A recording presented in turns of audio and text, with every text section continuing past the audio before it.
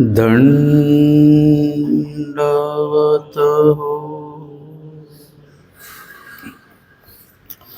स्मृतीस्थळ निरूपणाच्या आजच्या सत्रामध्ये आपण 36 पासूनच्या स्मृती श्रवण करणार आहोत.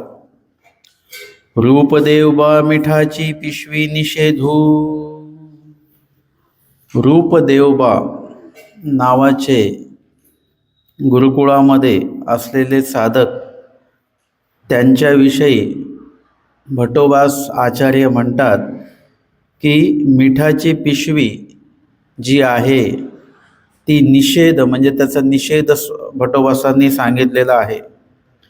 एकुदिसी भटोबासी म्हणितले. एक दिवशी आचार्य भटोबास म्हणतात, आळू माळू तरी रूप देया विरक्त. आळू माळू म्हणजे वर वर म्हणा किंवा थोडं थोडकं का होईना, रूपदेव भट जे आहेत ते विरक्त आहेत, विरक्त ते दिसतात, परंतु मिठाची पिशवी वाहतो गा. परंतु मिठाची पिशवी म्हणजे वास्तविक ते मीठ अधिक खातात म्हणा, किंवा चवीच्या संदर्भामध्ये पदार्थ खाताना त्याचं ते लक्ष ठेवतात म्हणा, किंवा प्रपंचाचं जे काय मोह आहे, जसं आपण कुठलाही पदार्थ खाताना त्याच्यामध्ये मिठाची चव जी असते, म्हणजे मिठाचं जे प्रमाण असतं ते आपण बरोबर करत असतो. ते बरोबर झालं की म्हणजे त्या संदर्भात आपल्याला एक मोह असतो. तशा पद्धतीने अनुसरण तर झालेलं आहे, परंतु प्रपंचाचा मोह जो आहे तो काही सुटलेला त्यांचा नाही. ती पिशवी ते वाहत आहेत. आसक्तीचं, मोहाचं जे काही आपल्या डोक्यामध्ये असतं ते आपण वाहत असतो. म्हणजे ते मनामध्ये कुठेतरी तो मोह, ती आसक्ती आहे ती तशीच राहत असते, है ना. आपल्याला असं काही मिळालं की ते लगेच आपल्याला असं वाटतं की हे घरी द्यावं की काय, ती ममता असते. म्हणजे त्या ठिकाणी अनुसरण आणि विरक्तता हा प्रकार दिसताना दिसतो, परंतु मनामध्ये कुठेतरी त्याविषयी मोह ममता आहे. तवैरी म्हणितले भटो केवी जाना. म्हणजे भटोबास केवी जाणतात बरं की त्यांच्या मनामध्ये प्रपंचाविषयी वगैरे मोह आहे. तर आचार्य भटोबास म्हणतात, हांगा श्री चक्रधराचेनी प्रसादे तुलेही नेणे. श्री चक्रधर स्वामींच्या कृपा प्रसादाने येतुलेही नेणे म्हणजे एवढं पण मला माहिती पडणार नाही का. म्हणजे इतकं तर कळेलच कळेल. एखाद्याच्या त्या वागणुकीवरूनच, त्याच्या त्या एकंदरीत जे काही त्याचं वर्तन आहे त्याच्यावरूनच कळतं की कोणाची किती ममता प्रपंचामध्ये असते, है ना. असंही होतं की प्रपंच करून आलेले जे काही मंडळी असतात ते अनुसरतात, पण त्यांचा निम्मा अधिक मोह प्रपंचामध्ये असतो. तिकडची आठवण असते. कुठेही बोलता बोलता घरचा विषय एकदा तरी तो निघतोच निघतो. याला काय म्हणतात, ती मिठाची पिशवी वाहण्यासारखं आहे ते. आपण एकदा जी गोष्ट सोडलेली आहे तो विषय परत आला पाहिजे का परत. जे आपण ग्रहण करतो ना, अन्न, ते अन्न ग्रहण करतो त्यावेळेला ते घास वगैरे मोडताना सुद्धा आपलं सागर संगीत असतं, कशासोबत काय खायचं आहे. आणि तेव्हा तो घास आपण घेतो तेव्हा मुखामध्ये सुद्धा त्याची चव घेतो आपण, म्हणजे त्याचा आनंद घेतो. आणि गळ्याच्या खाली गेल्यानंतर देखील त्याचं कार्य सुरू असतं आपल्या शरीरामध्ये. त्याचं काय काय समजा तयार होतं आहे, कुठे रक्ताकडे जातं आहे का काय वगैरे, हे कधीपर्यंत, जोपर्यंत आपल्याकडे तो पदार्थ पोटामध्ये आहे तोपर्यंत. पण जर का त्याचं वमन केलं आपण तर आता ते सगळे कार्य संपले बरं का. तो पदार्थ खाण्याचा, तोच पदार्थ खाण्याचा जो आनंद होता तो आता तोच पदार्थ खाल्लाय आपण आणि त्याचं वमन केलं, आता तो आनंद तिथे नसतो. मुखामध्ये मगाशी जी काही चव आपण घेत होतो, आता ती चव पण आता नाही आहे. पोटामध्ये जे कार्य त्याचं चालू होतं तेही आता बंद झालेलं आहे. आणि वमन एकदा केलं की आपण तिकडे परत बघत नाही. स्वामी सांगतात की परतोनी पाहिल्या आमेद्य विकारू. परत जर का परतून आपण त्याच्याकडे पाहिलं तर तो आमेद्य विकारासारखा तो विकार आहे. म्हणजे इत्यादी प्रकारे जे आपण त्यागलं, जे आपण सोडलं, त्याकडेच आपण परत जात असू तर परमेश्वराला ते धरणे नव्हे. तेने तो मोकलावे मग जयाचे ते सांभाळती. तुम्ही काय करायचं आहे, तुम्हाला मोकलून द्यायचं आहे परमेश्वराकडे. आपण कोणाला मोकलतो आहोत, आपण प्रपंचाला मोकलून देत आहोत तर परमेश्वर लक्ष देणार नाही. आणि परमेश्वराकडे जर का आपण मोकलून देत असू तर प्रपंचाच्या लक्ष देण्याची काही आवश्यकता पडत नाही. आणि म्हणून स्मृतीस्थळ किंवा लीळाचरित्रामध्ये जर का तुम्ही काही गोष्टी बघितल्या तर त्यांनी परत प्रपंचाचं जे काही चिंतन आहे ते केलेलं नाही आहे. आमच्या नीळभट्टांचं फक्त सुरू होतं की माझ्याकडच्या द्रव्याने मी देवाचं पूजन माझ्याकडनं झालं पाहिजे होतं. त्यांचं ते उद्दिष्ट वेगळं होतं की एवढं जे काही कमवलं ते तसंच ठेवून आलं, ईश्वराच्या उपयोगी काहीच नाही लागलं. आणि मुळात म्हणजे ना, ईश्वराला तुमच्या प्रपंचातलं काहीच नको असतं. आपल्याला वाटतं की आम्ही एवढं खर्च करू, आम्ही एवढं हे दान देऊ, आम्ही तेवढं ते करू वगैरे, पण मुळात ईश्वराला काय अपेक्षित असतं हे एकदा देवाला सुद्धा विचारून बघितलं पाहिजे. मुळात आता परत देवाला विचारायची गरज नाही, देवाने ते सगळं सांगून ठेवलेलं आहे.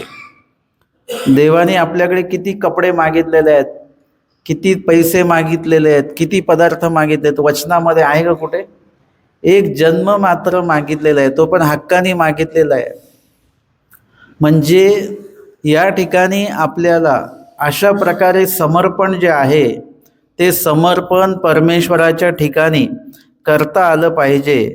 आणि कितीही आपली विरक्तता असेल परंतु अंतर जर का ईश्वराच्या ठिकाणी मोह असेल, समजा आपण कितीही स्मरण केलं आणि आतमध्ये मनोरथ माळिका मात्र दुसऱ्याच चालू असतील तर मात्र मग ते स्मरण जे आहे ना ते जसं पाहिजे तसं ते लेखी लागत नाही.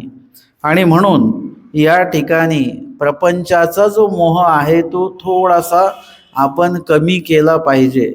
आपल्या हातामध्ये ते आहे.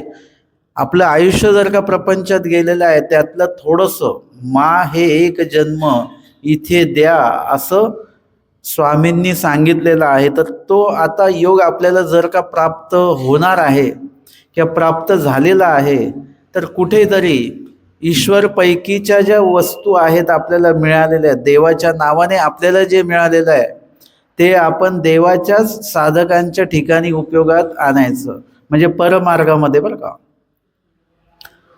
या ठिकाणी जर का मला एखादं वस्त्र भेटलेलं आहे तर ते मी वासनिकांना किंवा उपदेशांना ते देऊ नये असं मला वाटतं, बरं का. साधूंनी कधीही गृहस्थांना कपडे करू नये. केले तर ते कसे करावे? संन्यासवेश.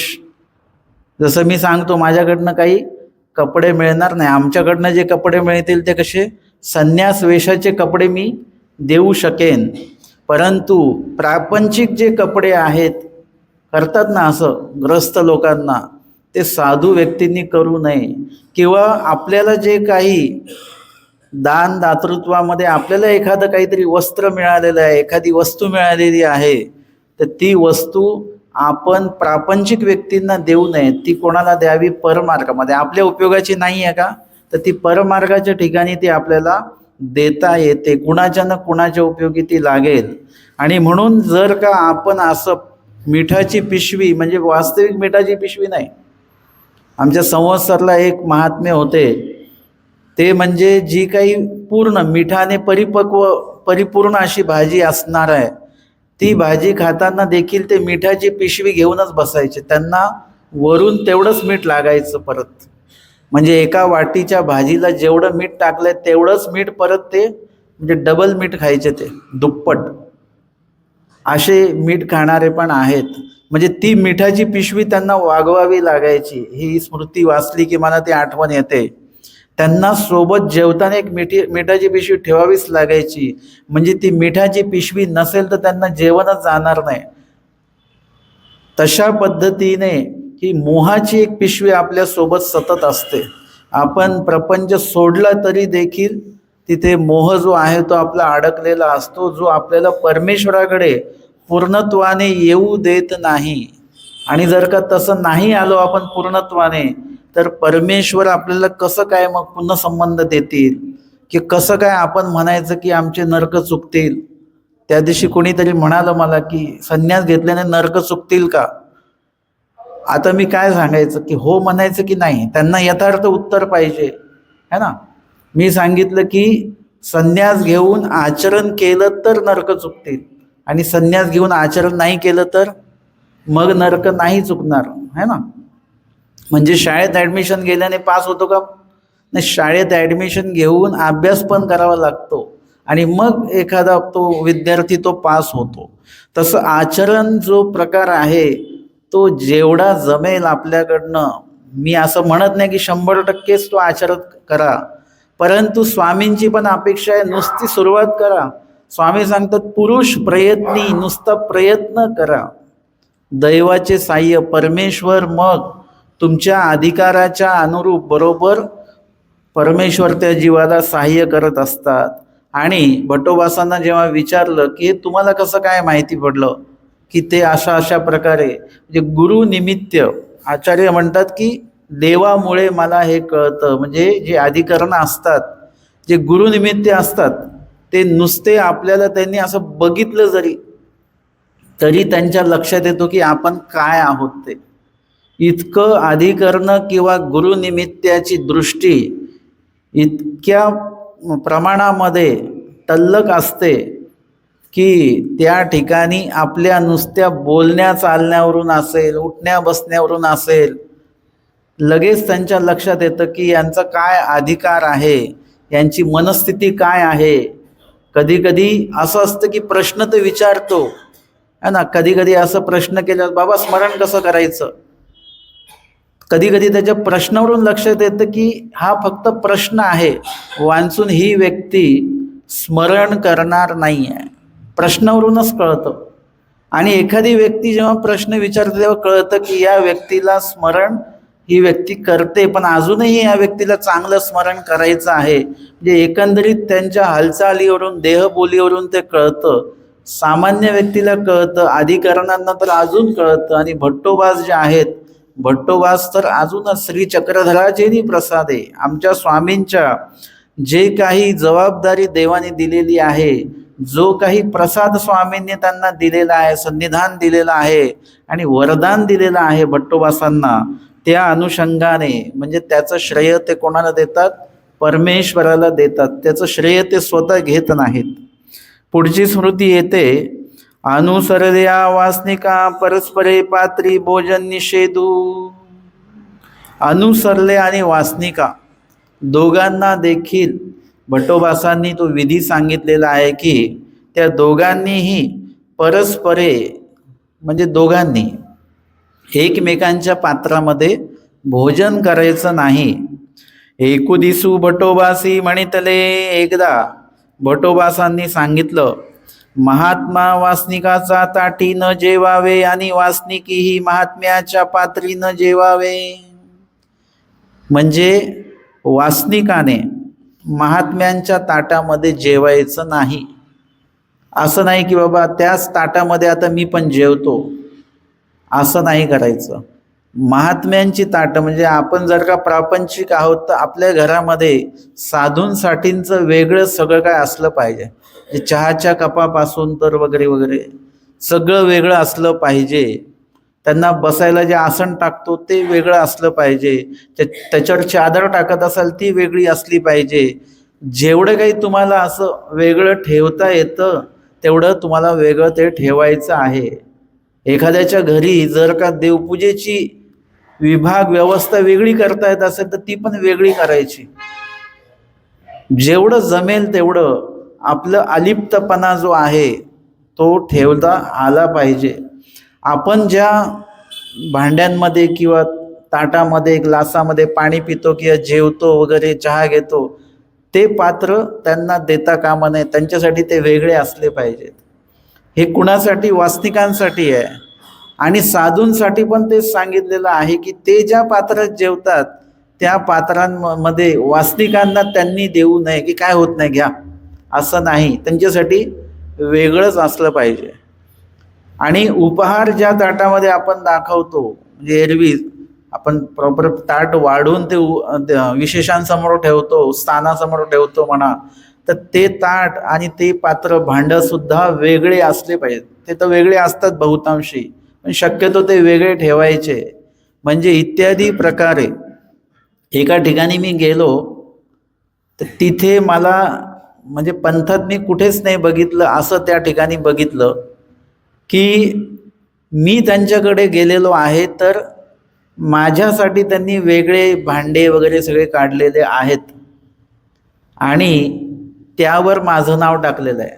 जेव्हा मी जाईन तेव्हाच ती भांडी काढतात. असं त्यांच्याकडे जे रेग्युलर येणारे आहेत की नेहमी येतात, त्यांच्या नावाची भांडी त्यांच्याकडे, त्याच्यावर त्यांचंच नाव आहे. ती भांडी जी आहेत, ते ताटं, त्या वाट्या फक्त मलाच ते वाढताना ते काढणार आहेत. एरवी आता मी निघून आलो की ते बांधून ठेवून दिलं त्यांनी.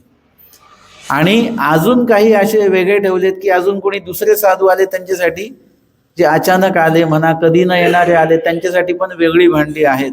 पण हे मला खूप नवल वाटलं की जे साधू नेहमी त्यांच्याकडे तर त्यांच्या नाव टाकलेली भांडी, ती भांडी ते दुसऱ्या कोणाला देणार नाहीत. हे एक वेगळेपणा आम्ही बघितला. म्हणजे जर का एखाद्याला असं पालन करायचं म्हटलं तर किती नियोजनपूर्वक ते पालन करतात किंवा किती चांगल्या प्रकारचं नियोजन धर्मकार्य करताना असतं. काही लोकांचं काही नियोजन दिसत नाही, काही लोकांचं कुठलंच नियोजन नसतं. म्हणजे साधूंना किंवा अधिकरणांना जे काय आपण बसायला टाकतो म्हणा वगैरे, याविषयी कधी कधी नियोजन दिसत नाही वगैरे, परंतु 90% घरी जे आहे ते नियोजनपूर्वक असतं. आता खूप लोकांना त्याविषयी माहिती झालेली आहे आणि त्यामुळे विधी करताना आपण अशा प्रकारचे जर का पदार्थ, तर तुम्ही उत्तम बनवाच, पण पदार्थ ज्या पात्रामध्ये वाढणार आहात ते पात्र देखील उत्तम असलं पाहिजे. स्वच्छता त्याच्यामध्ये असली पाहिजे, त्याच्यामध्ये ओलेपणा असता कामा नये. म्हणजे इत्यादी प्रकारे तुम्ही तुमची जी क्रिया आहे, नुसताच पदार्थ उत्तम बनवला आणि पात्र मात्र खराबच आहे तर चालणार नाही. म्हणजे सगळ्याच गोष्टींचं नियोजन जे आहे, आपलं घर झोपडी जरी असेल, आता कोणी म्हणेल श्रीमंताच्या घरी चालेल, आमच्याकडे कुठे, पण एखाद्याची झोपडी जरी असेल, लहान घर जरी असेल, तर त्याला सुद्धा हे नियोजन उत्तम प्रकारे करता येत असतं, जर का त्यांनी ती आवड असेल. आणि या सगळ्या गोष्टींसाठी आवड लागते बरं का, पैसे लागत नाहीत या गोष्टीसाठी, आवड लागते. आवड असेल तर तुम्ही खूप सुंदर प्रकारचं नियोजन या बाबतीमध्ये करू शकता. आणि म्हणून आचार्य भटोबास म्हणतात की महात्मा वासनिकाचा ताटी न जेवावे. महात्म्यांनी वासनिकांच्या ताटी जेवू नये. कारण की काय आहे की त्यांचं जे काही नित्य उपयोगी जाणाऱ्या ज्या काही वस्तू आहेत, त्याच्यामध्ये त्या लोकांच्या नित्य स्पर्शामुळे म्हणा, उपयोगामुळे त्याच्यामध्ये तो राजस तामसपणा जो आहे तो आलेला आहे, तो येतोच. प्रपंचामध्ये असताना जे काही भाव असतात, रजतमादी भाव असतात, हिंसक कधी भाव असतात, विचार असतात, हे सगळ्या गोष्टींचं मिश्रण त्याच्यामध्ये प्रत्येक गोष्टीला ते स्पर्शलेलं असतं. आणि म्हणून लक्षात घ्या, कोणी तुमच्याकडे साधू मुक्कामी जरी आले, त्यांची ते पांघरून घेताना ते काय करतात, त्यांची शॉल असते ती आतमधनं, त्यांचं जे वस्त्र असेल, त्यांचं उपरणं असेल, ते आतमधनं ते पांघरुणाला लावतात. म्हणजे पूर्णपणे ते सुद्धा त्याचं काळजी घेतात. महात्मा वर्ग देखील, संन्यासी वर्ग देखील त्या गोष्टीची काळजी घेतात. आणि बहुतांशी आता सगळ्यांकडे स्वतःचंच भोजन पात्र जे असतं ते स्वतःचं असतं. अशा पद्धतीने आता असा प्रश्न येतो की भोजन पात्र वेगळं ठेवू आपण, पाण्याचं समजा वेगळं ठेवू, परंतु भोजन तर त्या घरचंच असतं की नाही. किंवा पाणी तर त्या घरचंच असतं, मग ते पण तर राजस तामस असतं की. परंतु त्यासाठी मग आपल्याला काय करायचं आहे की त्यांच्याकडचं भोजन पाणी घेताना आपल्याला ते संकल्प सोडून की बोलून, सोडून की बोलून. सगळे लोक तर संकल्प सोडतात. मी काय सांगतो, संकल्प बोलून.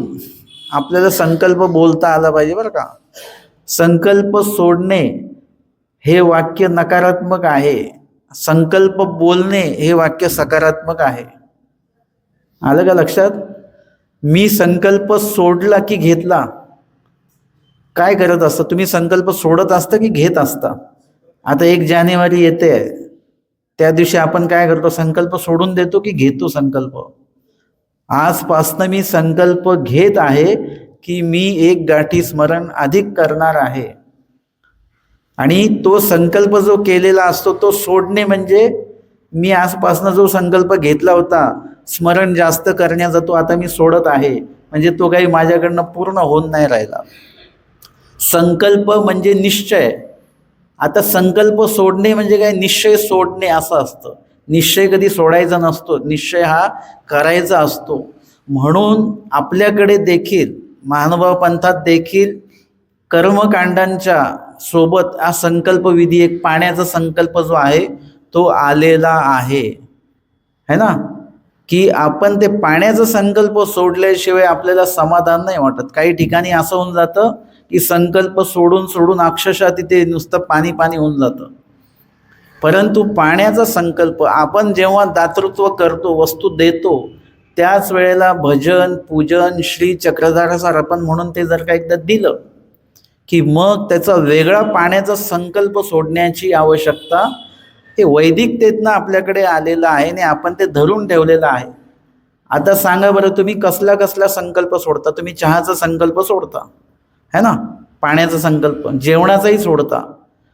तुम्ही हवेचा संकल्प सोडता का? तो पंखा लावला आहे, पंख्याचा हवेचा स्वीकार करा म्हणून हवेचं दान, किंवा आपण पुन्हा पुन्हा त्यांना पाणी देतो, त्या पाण्याचा संकल्प सोडतो का आपण? 1 ग्लास पाणी दिलं त्याचा संकल्प सोडतच नाही आपण. अशा परत कितीतरी वस्तू आहेत. बसायला आपण आसन दिलं की त्या बैठकीमध्ये ते जे काय ज्याच्यावर तुम्ही बसलात त्याचा संकल्प वगैरे वगैरे, असे कितीतरी दान आपण करतो आणि त्याचा काही संकल्प आपण सोडत नाही. मुळामध्ये म्हणजे संकल्प हा बोलला गेला पाहिजे. म्हणून आपण उपहार दाखवताना पण संकल्प बोललाच नाही तुम्ही, तर काय झालं की लोकांना असं वाटायला लागलं की असं ताट ठेवलं की फक्त पाणी फिरवलं की झालं आणि 5 घास मोडले की झालं उपहार. मग ते संकल्प बोलत नाही, त्याच्यामध्ये संकल्प बोलल्या गेला पाहिजे की हे अन्न राजस तामस हिंसक किंवा कशा प्रकारे हे यासाठी द्रव्य मिळवलेलं आहे किंवा पदार्थ मिळवलेले आहेत, यामध्ये बनवताना काय दोषांची निष्पत्ती झाली, येणेकरून हा पदार्थ जसा दोषयुक्त झाला असेल तर आपण आपल्या कृपादृष्टीने अवलोकन करून या पदार्थाला पवित्र करावे, आपला उचिष्ट प्रसाद मला द्यावा, एवढा संकल्प तुम्हाला बोलावा लागणार आहे. आपण ते म्हणतो नाही, संकल्पाला महत्त्व आहे. तुमच्याकडे जे साधू भिक्षेला येतात त्यांना संकल्प सोडता का तुम्ही? भिक्षा वाढल्यावर संकल्प सोडतात का? हां, नाही सोडत. भिक्षा वाढल्यानंतर संकल्प सोडल्या जात नाही. उपदेशी सोडतील, अन्य लोक सोडतात का? अन्य लोक नाही सोडत. मग त्यांना त्याचं गोमटं लागतं की नाही? पदार्थ दिला आणि तो प्रवेशन झाला की त्याचं गोमटं लागेल. एखाद्याला विष दिलं, त्याचा संकल्प सोडला जातो का? परंतु त्या विषाचा असर झाल्यानंतर ओकटं लागेल की नाही लागेल? संकल्प तर सोडलेला नाही आहे. पदार्थ प्रवेशन झाला आणि त्याची प्रक्रिया जर का सुरू झाली, 3 तासांनी त्याचं गोमटं जे काय आहे अन्नदानाचं लागत असं 3 तासांनी तो पदार्थ पचतो. तो नाही पचला, वमन झालं तर त्याचं गोमटं लागणार नाही. सर्वसाधारण असा नियम आहे. तशा पद्धतीने एका पदार्थ एखादा दिला, कदाचित तिथे तुम्हाला ते जर का सवयीचाच भाग आहे, संकल्प सोडल्याने दोष लागतो असं मी म्हटलं नाही, पण ते वैदिकतेतनं आलेलं आहे. कदाचित तिथे ते संकल्प सोडायला तुम्हाला पाणी नसेल तर तुम्ही शब्दरूपी सुद्धा संकल्प बोलू शकता. आणि पाणी असो नसो पण शब्दरूपी संकल्प बोलणं खूप गरजेचं आहे. तुम्ही बोलता की नाही अधिकरणांना की बाबा हे चटणी भाकरी आहे, हे आपण प्रसन्नतेने, हे काय, याला संकल्पच म्हणतात. बरं, पाणीचा संकल्प सोडल्यानंतर हा शब्दरूपी संकल्प बोलणं त्यालाही महत्त्व आहे की नाही आहे. पाण्याचा संकल्प नाही सोडला तरी चालतो, परंतु हा जो संकल्प आहे, जो विधी आहे, जो काही प्रार्थना आहे, ती विनंती आहे, ती आपल्याला बोलता आली पाहिजे. आणि म्हणून जेही तुम्ही ग्रहण करता, चहा, पाणी, भोजन, नाश्ता, जेही आपल्या मुखावाटे पोटात जाणार आहे त्या सगळ्याविषयी देवाला ते दृष्टपूत करूनच आपल्याला ते ग्रहण करायचं आहे. म्हणजे ते अन्नामध्ये जे काही दोष असतील ते निर्दोष होतील आणि निर्दोष असं अन्न आपल्या मुखी लागणार आहे. आणि म्हणून सगळ्या बाबतीमध्ये ही काळजी आपल्याला घेता आली पाहिजे की वासनिक रजतमयुक्त वगैरे काही असतील, त्यांचे जे काही वस्तू रजतमयुक्त असतील तर त्याविषयी पण देवाचा आठव जर का आपल्यामध्ये असेल तर त्या रजतमाचा प्रभाव आपल्यावर होणार नाही. आणि त्यातल्या त्यात हा अनुभव एक येत असतो की तिथे जर का त्या रजतमाचा प्रभाव असेल तर त्याची जाणीव देखील होते. एखाद्याचं अन्न सदोष असेल तर त्याचा परिणाम स्मरणावर होत असतो. एखाद्याचं जर का वास्तू सदोष असेल तर तिथे गेल्यानंतर बरोबर ते संकेत जे आहेत ते त्याच्यामध्ये जाणवत असतात. आणि अशा पद्धतीने भोजन करताना देखील कशा प्रकारची काळजी घेतल्या गेली पाहिजे. आता याच्यामध्ये सांगितलं गेलेलं आहे की वासनिकी ही महात्म्याच्या पात्रीनं जेवावे. ठीक आहे की वासनिकाच्या पात्री महात्म्यांनी जेवू नये, ते रजतमादी असतील समजा पात्र वगैरे म्हणून, परंतु मग वासनिकाने महात्म्यांच्या पात्री भोजन करायला काहीच हरकत नाही. की महात्म्यांचे काही साधूंचे जे काही भोजन पात्र असतील ते तर पवित्रच असतील ना. म्हणजे पवित्र म्हणजे रजतमरहित असतील, दोषरहित असतील ना. त्यांच्यासाठी पण नियम सांगितलेला आहे की वासनिकी ही म्हणजे वासनिकाने देखील काळजी घ्यायची की महात्म्यांच्या पात्रीनं जेवावे. कारण की त्यांचं पात्र जे आहे भोजन पात्र ते उष्ट केल्यासारखं होणार है ना. त्यांच्या ताटामध्ये आपण जेवायचं म्हणजे जसं कुठल्या अधिकरणांसाठी जे काही भोजन पात्र वेगळं आहे, त्यांनी जर का आपल्याला एखादी भाजीची वाटी दिली की हे घ्या तुम्ही, तर आपण त्याच वाटीमध्ये जेवायचं नाही. आपण ती भाजी आपल्या पात्रामध्ये भोजन पात्रात ती काढून घ्यायची, ती वाटी वेगळी ठेवायची. उपहाराचं ताट आपण उपहार दाखवलं की त्याचं ते काय आहे ते पात्र, ते सगळ्या भाज्या किंवा काय असेल ते वेगळ्या ह्याच्यात काढून घ्यायचं, त्याच्यातच ते पदार्थ ग्रहण करायचे नाही, खायचे नाहीत. एवढी काळजी आपल्याला घ्यायची आहे. म्हणजे ते भोजन पात्र जे आहे ते उष्ट होता कामा नये महात्म्यांचं. म्हणून वासनिकांनी त्यांच्या पात्री भोजन करू नये.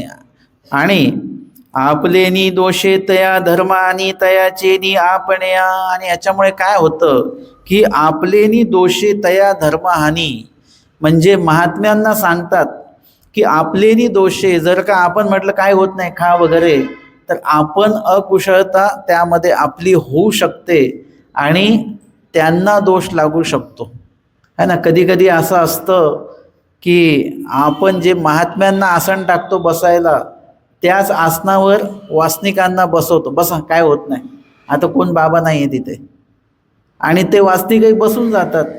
आता होत काहीच नाही, कोणी काही बोलत नाही, काही नाही, परंतु ते आसन जे आहे ते कोणाचं आहे, साधूंचं आहे. आणि मी जर का त्यांना प्रवृत्त केलं बसा काय होत नाही, तर त्या वासनिकांना दोष आता तर लागलाच लागला, पण पुढे पुढे काय होतं, त्यांना वाटतं काय होत नाही, बाबा म्हणाले मला, बाबाच म्हणाले. मग असं होता होता आपल्याला मग त्यांच्या पट्टीला पाय लागला काय, त्यांच्या पट्टीवर बसलं काय, आपल्याला काही फरक पडत नाही. म्हणजे तिथे ते तारतम्य ठेवायचं असतं. बहुतांशी मार्गामध्ये जरी आम्ही समजा गेलो, आम्हाला आसन टाकलेलं आहे, आता आमच्यासाठीच आसन आहे ते, तरी देखील महात्मा वर्ग म्हणजे साधू वर्ग काय करतात, ते आसन थोडंसं बाजूला करतात, त्याच्यावर पाय देत नाहीत. आमच्यासाठीच टाकलेलं आसन आहे, परंतु तरी देखील आम्ही त्याच्यावर पाय देत नाहीत आणि शक्यतो त्याला बाजूला करून बसतो, त्यामुळे अहो तुमच्यासाठीच टाकलंय बसा. नाही, म्हणजे त्या आसनाचा सन्मानही ठेवायचा आणि त्याला पाय देखील लावायचं नाही. तर वासनिकांनी साधूंच्या आसनावर तर अजिबातच बसू पण नाही आणि काहीच नाही, ते बाजूला काढून घडी करून मग नंतर पाहिजे तर तुम्ही बसू शकता. जर का आम्हाला तो आचार सांगितलेला आहे की वासनिकांना दोष घडू नये याची काळजी आम्ही घेतली पाहिजे.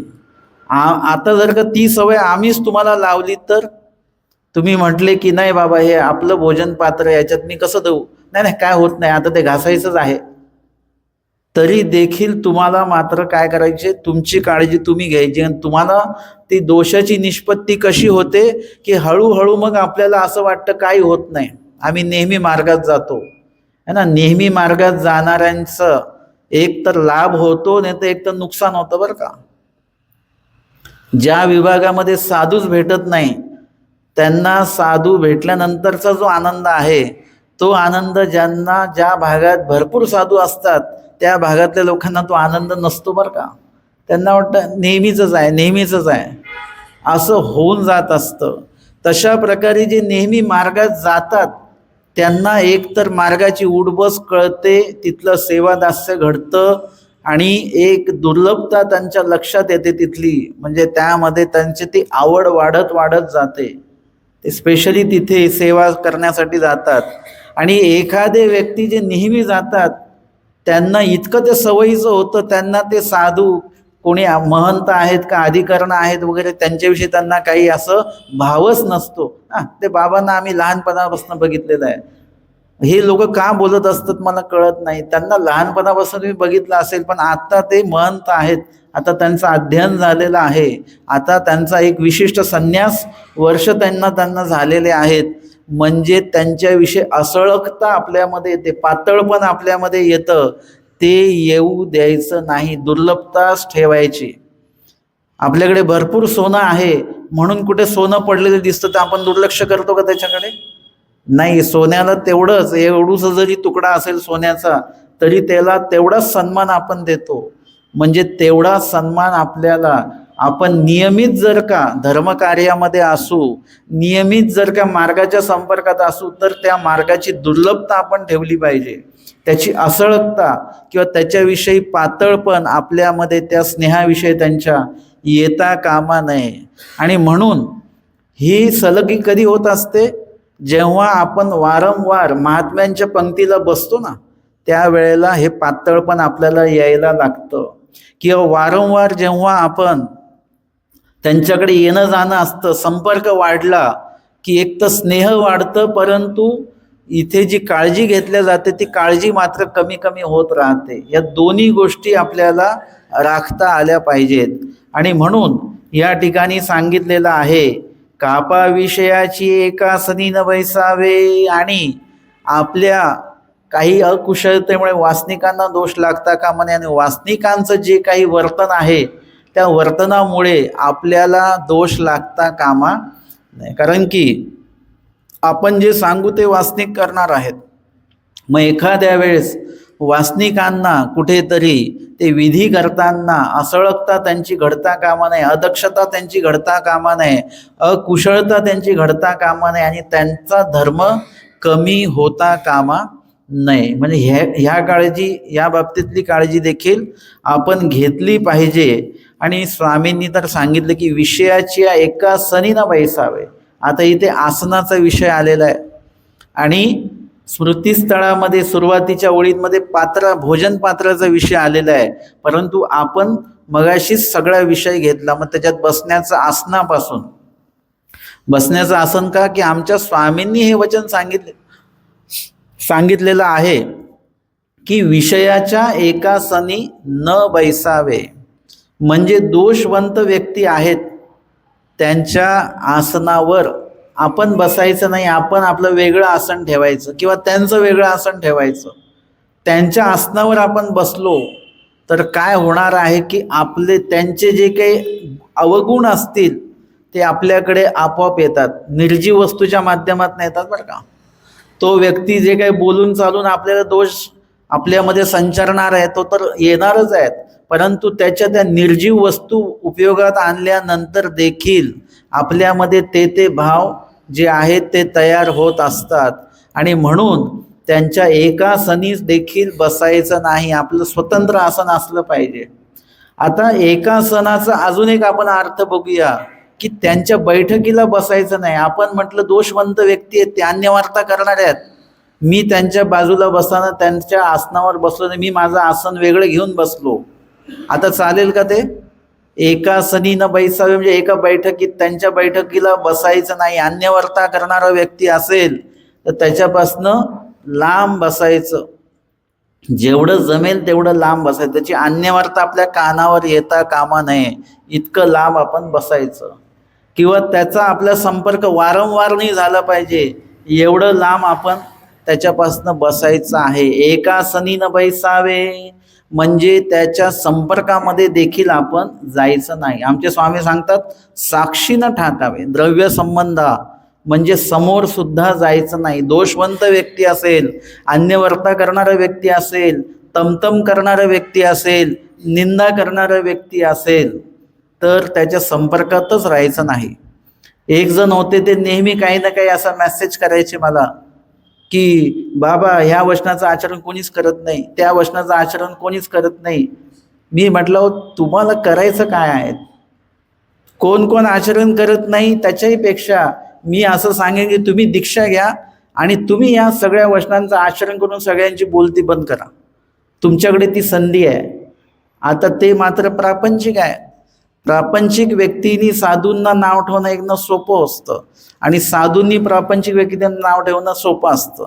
पण जेव्हा आपण एकमेकांच्या जागेवर एकमेकांना बघू त्यावेळी प्रत्येकाचं आचरण किंवा प्रत्येकाची भूमिका आपल्याला लक्षात येणार आहे. एखाद्याला नाव ठेवणं सहज सोपं असतं, परंतु लक्षात घ्यायचं की समोरच्यांना जेव्हा आपण बोलतो ना की हे वचन ह्या वचनाचा आचार करत नाहीत, त्यावेळेला आपण ह्या वचनाचा आचार करू शकतो का, हे आपली क्षमता आपण लक्षात घ्यायचं आणि मग त्या वचनाविषयी तुम्ही दुसऱ्यांना नावं ठेवू शकता.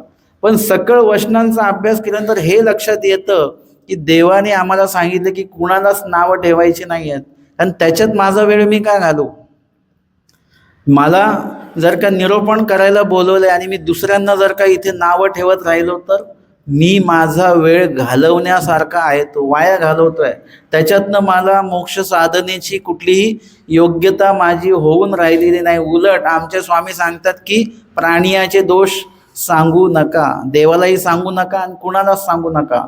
म्हणजे इत्यादी प्रकारे आपल्याला दोषवंत व्यक्ती जर का भेटला, त्याच्या एकासनी जर का आपण बसलो आणि त्यांनी जर का परमार्गाची महानुभाव पंथाची जर का नावं ठेवण्याची प्रक्रिया चालू ठेवली तर तुमचं स्मरण थांबून राहतं, तुमची योग्यता कमी होते, तुमची सात्विकता जी आहे ती मळीनता त्याला यायला लागते आणि तुम्हालाही वाटायला लागते हो सगळेजण असेच आहेत, सगळे वासनिकही खराबच आहेत आणि साधू पण खराबच आहेत, मीच एकटा चांगला आहे असा भाव तयार होतो. म्हणजे इत्यादी व्यक्तीच्या संपर्कात आपण राहिलो की आपल्यामध्ये हा दोष यायला वेळ लागणार नाही. आणि म्हणून जो मातीने माखलेला व्यक्ती आहे, चिखल ज्याला लागलेला आहे, त्याच्या बाजूला आपण बसू का? तशाच प्रकारे धर्मवार्ता करणाऱ्या व्यक्तींच्या संपर्कात आपण जावं. अन्यवार्ता करणारा व्यक्ती म्हणजे चिखलाने माखलेला आहे, त्याच्या बाजूला बसले तर तुम्हाला सुद्धा तो चिखल तुमच्या अंगावर उडल्याशिवाय राहणार नाही. तुम्ही म्हटले की मी अन्यवार्ता अजिबात केली नाही, तोच बोलत होता, पण त्याच्या प्रत्येक वाक्याला आपण केलं की नाही, हुकार दिला ना, म्हणजे आपण बोललोच त्याच्यासोबत. तो 10 वाक्य बोलला, आपण 1 अक्षर बोललो, म्हणजे त्याच्या अन्यवार्तेला आपण काय केलेलं आहे, प्रवृत्त त्याला केलेलं आहे. आणि म्हणून आपल्याकडे सुद्धा दोष तो येणार आहे. आणि त्यासाठी एकासनी न बैसावे म्हणजे महात्म्यांनीच वासनिकाच्या एकासनी बसू नये असं नाही, तर वासनिकांनी देखील अन्यवार्ता करणाऱ्या व्यक्तीच्या एकासनी बसू नये आणि महात्म्यांनी देखील वासनिकांच्या एकासनी बसू नये. धर्मवार्ता करणारे असतील तर मात्र तिथे बसताना देखील आपलं आसन स्वतंत्र असावं आणि त्या बैठकीला आपण बसू शकतो की जिथे धर्मवार्ता होते आहे. म्हणून ही काळजी जी आहे, धर्म आचरण करणं हा एक विषय वेगळा आहे आणि धर्म आचरण करत असताना आपल्याला कुठल्याही दोषाची निष्पत्ती होता कामा नये. जसं ते स्वयंपाक बनवतात ना, चपात्या शेकतात, तर बहुतांशी हातानेच तव्यावरची चपाती उलटवल्या जात असते. म्हणजे चपाती शेकणे हा एक विषय आहे त्याच्यामध्ये, पण ते करत असताना चटका लागू द्यायचा असतो का? चटका लागू न देता ते सगळं करायचं आहे. म्हणजे दोषाची निर्मिती देखील त्याच्यामध्ये झाली नाही पाहिजे. एवढ्या कुशळतेने आपण आपला धर्म जो आहे तो आचरला गेला पाहिजे आपल्याकडनं. हे या स्मृतीतनं आचार्य श्री भट्टोबासांनी सांगितलेलं आहे. पुढची स्मृती घेणार आहोत आपण 38 क्रमांकाची. भोजनावसरी स्वयंदास्यपूर्वक करवती स्वीकारू.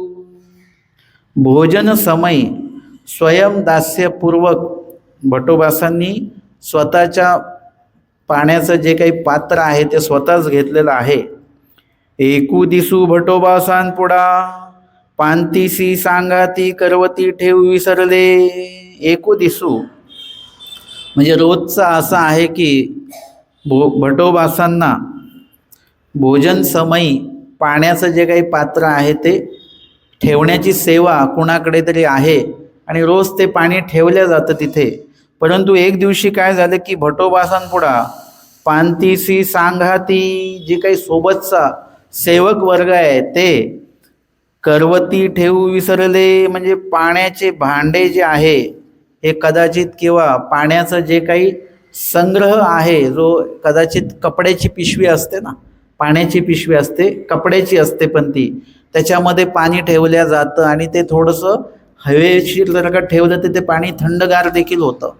तर तशा प्रकारचं काही पात्र आहे. जसं आता आपण पाण्याची बाटली जी आहे ती पाण्याची बॉटल आपण वापरतो, तशा प्रकारे आधीच्या काळामध्ये पाणी असं राखून ठेवण्यासाठी काहीतरी कपड्याचं वगैरे असं काहीतरी पात्र असतं आणि ते ठेवू विसरले. म्हणजे सेवक वर्ग ते पाणी द्यायला विसरले.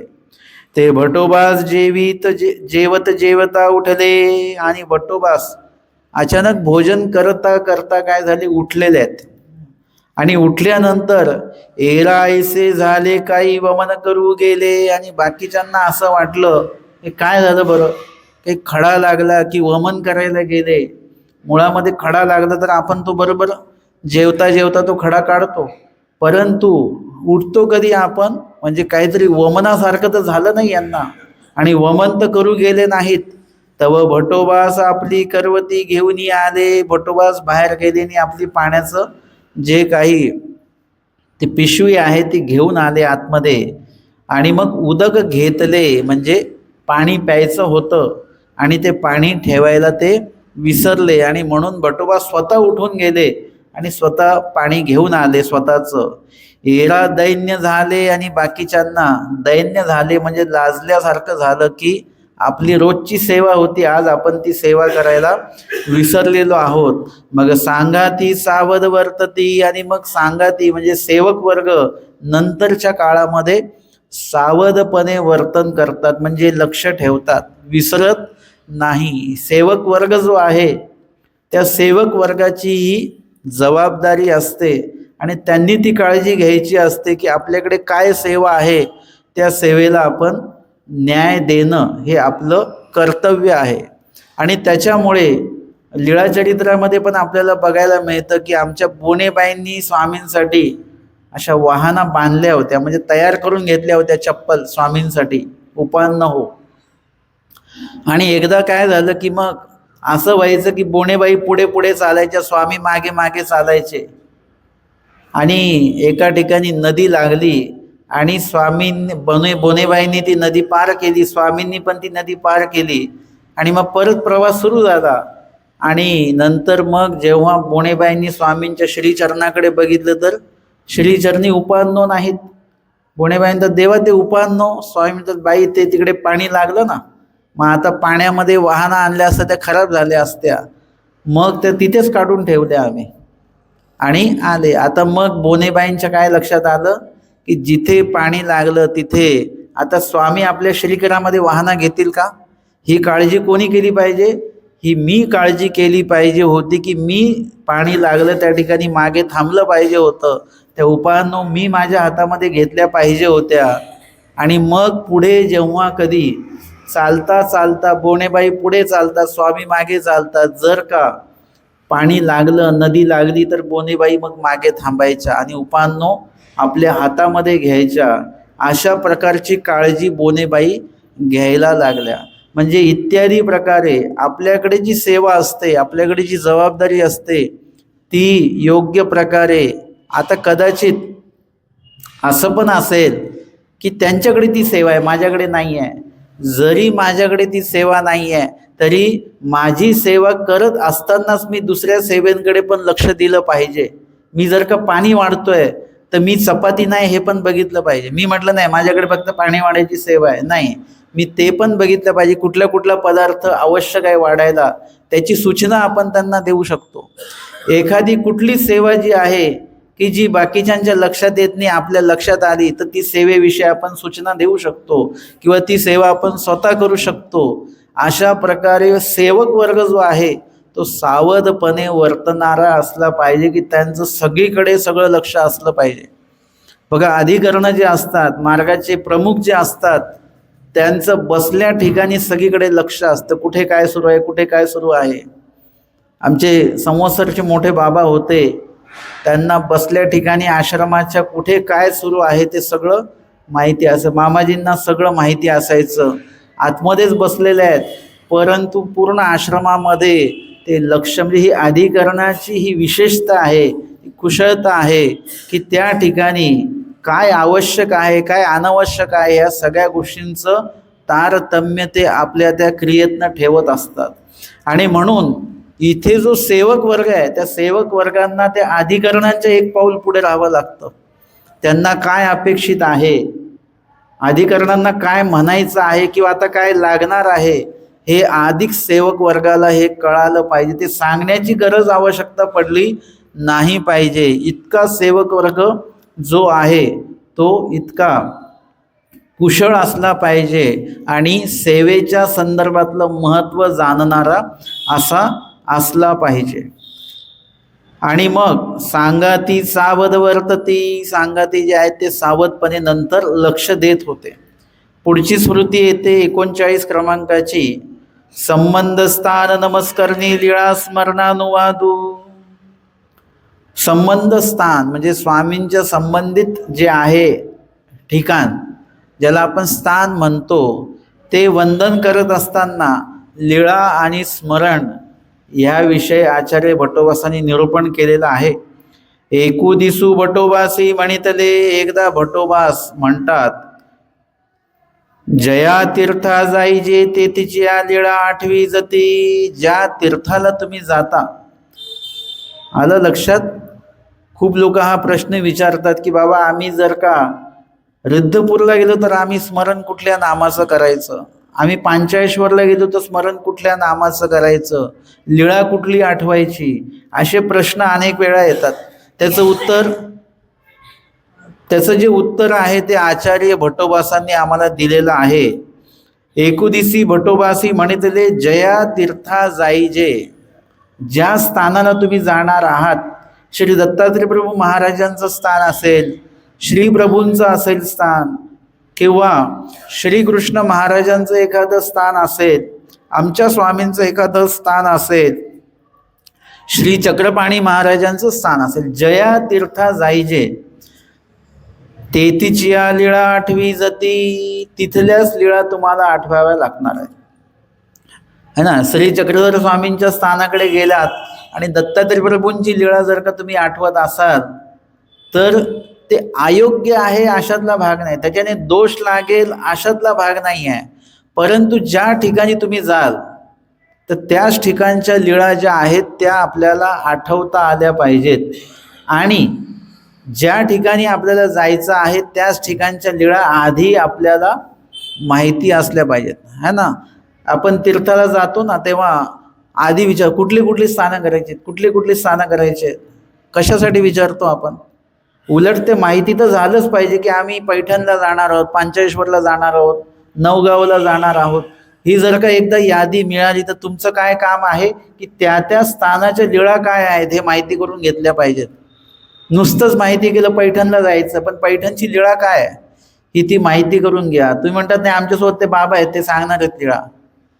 तुमच्याकडे स्वतः तुम्हाला ती लीळा माहिती असताना ती लीळा आठवणे हे चिंतन वेगळं आहे, आणि दुसरं कोणीतरी लीळा सांगितल्यानंतर मग तुम्ही आठवणे हे एक वेगळं चिंतन आहे बरं का.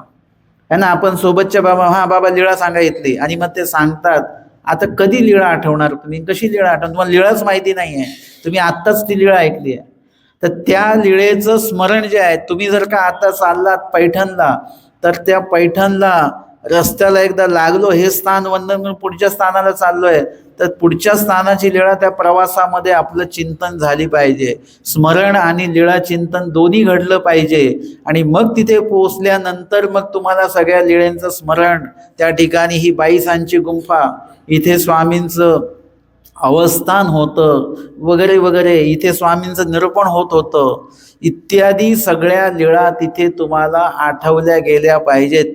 जास्तीत जास्त दृष्टांत आमच्या स्वामींनी पैठणला निरूपण केलेले आहेत, त्याची पूर्ण तिथे लिहून ठेवलेले आहेत कुठले कुठले दृष्टांत. ते दृष्टांत बघितल्यानंतर ते आम्हाला सगळं आठवले पाहिजे दृष्टांत. आपला अधिक वेळ जो आहे तो खूप स्थान करताना बाकीच्या गोष्टींमध्येच अधिक वेळ आपला जास्त जात असतो, तर त्याच्यापेक्षा तिथल्या लीळेंचं चिंतन स्मरण हे अधिक प्रमाणामध्ये घडलं पाहिजे. आणि जिथे आपण गेलो तिथल्याच जर का लीळा आठवल्या आपण, तर ते अधिक आपल्यासाठी चांगलं राहणार आहे. तेथची लीळा आठवी जती, तेथ ते स्मरण, तेथ तेची स्मरण, म्हणजे तिथल्या लीळा आठवणं आणि त्या अवतारांच्या नामाचं स्मरण करा. रुद्रपूरला जर का तुम्ही भैरव बुरुजाला जात असाल, तर त्या ठिकाणी द्वय अवतारांच्या लीळा आहेत. आमच्या स्वामींचंही अवस्थान 20 दिवस तिथे आहे, आणि श्रीप्रभू सुद्धा आले तिथे देवे देव प्रकाशला. आता तिथे तुम्हाला द्वय अवतारांची लीळा तर दोन्ही अवतारांच्याच आहे तिथे, ती आठवत असताना दोन्ही अवतारांच्या नामाचं स्मरण तुम्हाला त्या ठिकाणी करावं लागणार आहे. एखादं स्थान फक्त श्रीप्रभूंचं आहे, तर त्या ठिकाणी श्रीप्रभूंच्याच लीळा आणि स्मरण, आणि रिद्धपूरमध्येच एखादं स्थान फक्त आमच्या स्वामींचं आहे, तर तिथे आमच्या स्वामींच्या नामाचं स्मरण आणि लीळा तिथलीच. हे सगळं तुम्हाला काय करावं लागेल, असं बरोबर त्याचं जे ज्या अवतार आहेत त्या अवतारांची लीळा, त्याच अवतारांचं नामाचं स्मरण, अशी ती लिंक तुम्हाला बरोबर लावावी लागणार आहे. तर तिथे एक सात्विकता जी आहे आणि स्वस्थता जी आहे ती तुम्हाला त्याच्यामध्ये लाभणार आहे. आणि म्हणून या ठिकाणी आपलं जे काही प्रश्न असतील या संदर्भातले, याचं उत्तर बऱ्यापैकी आपल्याला मिळालेलं आहे की ज्या स्थानाला आपण जाऊ, ज्या अवतारांचं ते स्थान असेल त्याच अवतारांच्या लीळा आणि तेची स्मरण, आणि तिथे तेच स्मरण, त्याच नामाचं किंवा त्याच अवतारांच्या लीळेंचं स्मरण जे आहे ते आपल्याला करता आलं पाहिजे. आजच्या सत्रामध्ये आपण या ठिकाणी 36, 37, 38 आणि 39 अशा एकूण 4 स्मृत्या ज्या आहेत त्याचं श्रवण आणि चिंतन आजच्या या सत्रामध्ये आपण केलेलं आहे. दंड